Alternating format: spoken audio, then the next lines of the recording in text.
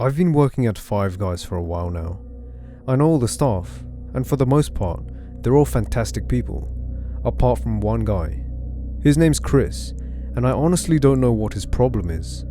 Whenever I ask him for help on a certain task, he just scoffs and walks away. And whenever he needs help himself, he'll order everyone around like he owns the place.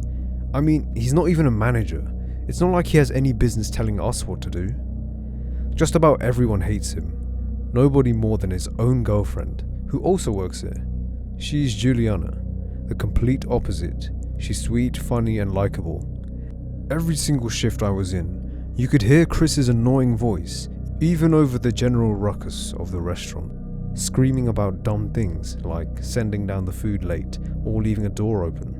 Where's the fries, man? Can you hurry up with the orders? Hey you, give me the chicken strips right now. Honestly, I don't know what Juliana saw in him. One night, it was especially bad. It was near closing time, when quite suddenly we could hear Chris and his girlfriend arguing in the back room, away from sight, but definitely within hearing.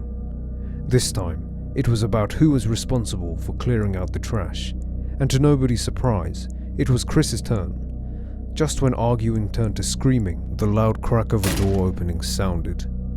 Our manager, this tall-built dude called Dave, rushed in to check on the situation. Now don't get me wrong, Dave's a great guy.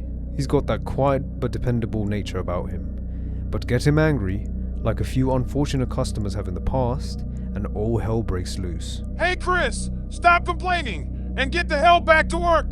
Dave's yelling easily overpowered Chris's, and it was over in a few seconds, with Chris leaving in a huff, red-faced and fists clenched. Dave came out a few seconds later, and in a low tone, told us we could leave for the night, assuring us that he could run the store until closing time.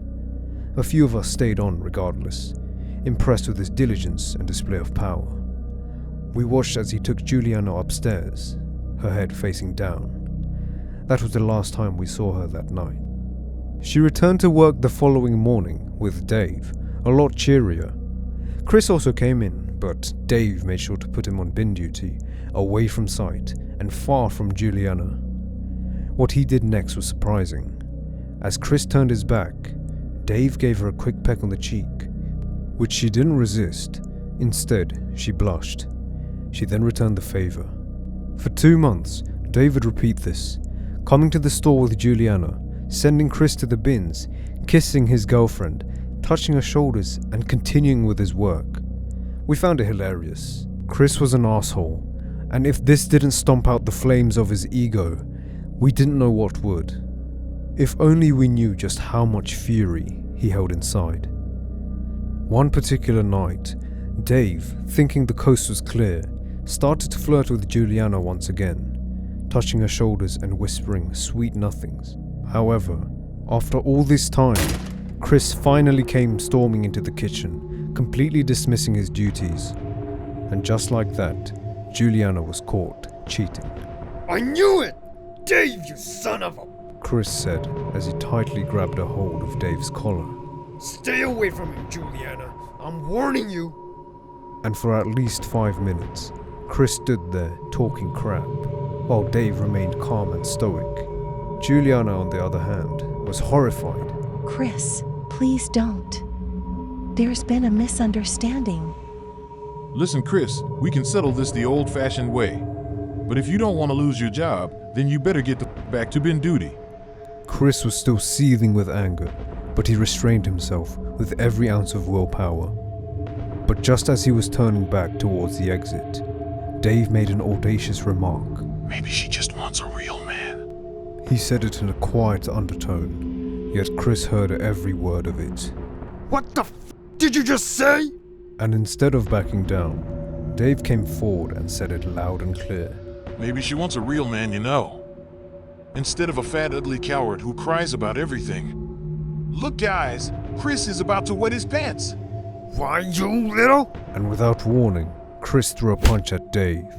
But Dave, as calm as the sea, dodged the punch and gripped Chris's arm with ease. This was the act of aggression that he had been waiting for. A brawl ensued, one which saw the much larger Dave keep his opponent on the back foot. At that point, I don't think Dave cared about his job anymore. Instead of backing off on the defense, he started to attack Chris. The way he punched Chris, again and again, would make you cringe in pain. Every single employee just stood there watching, too shaken to move. The next moment happened in a flash, quite literally, a flash of steel. From his pocket, Chris pulled out a knife, which he drilled into Dave's stomach. He cried in agony and collapsed to the floor. As he tried to cover up the deep wound, Chris's face was a bloody mess, bruised and battered, but the vengeance he had in his eyes pushed him to do the unthinkable. He pulled the knife out of Dave's stab wound and raised it over his head. Now you'll know my pain! Die! And just as Dave was about to meet his fate, Juliana's quick thinking saved his life. Taking a heavy fire extinguisher, she smashed it into the back of Chris's head. And just like that, he crumpled to the floor. She then proceeded to hit him 3 more times, just for good riddance, before she collapsed to the floor in tears. Dave somehow recovered, but he was in critical condition and had to spend the next 2 months in hospital. In some kind of miracle, him and Juliana won the court case, as he had only retaliated in self-defense. He also went on to make it official with Juliana, and soon they were off on their honeymoon. Chris also survived, but he was completely brain dead, so much so that he could only ever mutter one word. I'd see him every now and then, taking a walk with an attendant outside the hospital. His head was misshapen, and all he barked out was, Die! Die! Die!